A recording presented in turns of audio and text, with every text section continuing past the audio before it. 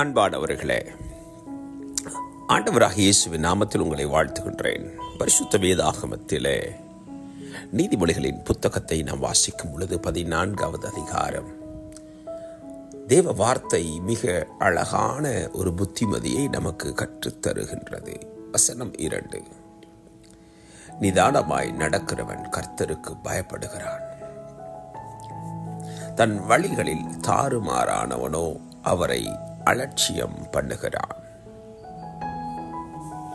நிதானமாய் நடக்கிறவன். ஆண்டவருடைய பிள்ளைகளே, பல நேரங்களிலே நம்முடைய நிதானத்தை மனிதர்கள் கெடுக்கின்றார்கள். இந்த பிரசங்கத்தை கேட்ட பிறகு இனிமேலாவது நான் நிதானமாய் வாழப்போகிறேன் என்று நீங்கள் முடிவெடுக்கலாம். ஆனாலும் உடனே அதற்கு ஒரு பரிசோதனை வருகிறது.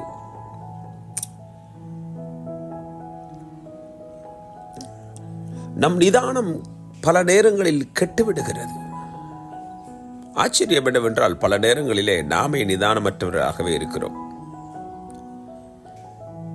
நிதானத்தை இழந்து விடுகிறோம், நிதானம் இல்லாமல் பேசி விடுகிறோம், நிதானம் இல்லாமல் நாம் காரியங்களை நடப்பிக்கின்றோம்.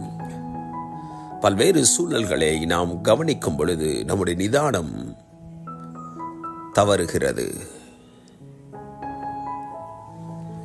பரிசுத்த வேதாகமம் நமக்கு கற்றுக் கொடுக்கிற அற்புதமான ஞான வார்த்தை நிதானம். நிதானமாய் நடக்கிறவன். நிதானமாய் நடக்கிறவன் என்ன செய்கிறான்? கர்த்தருக்கு பயப்படுகிறான்.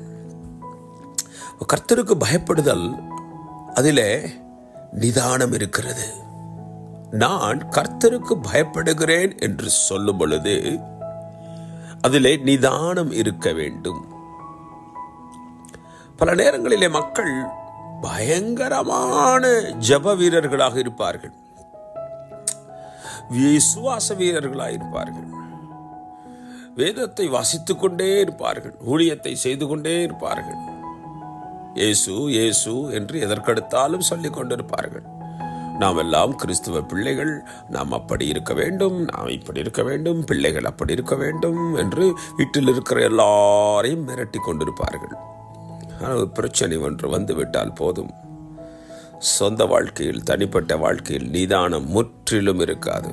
நிதானத்தை முழுவதும் இழந்து விடுவார்கள்.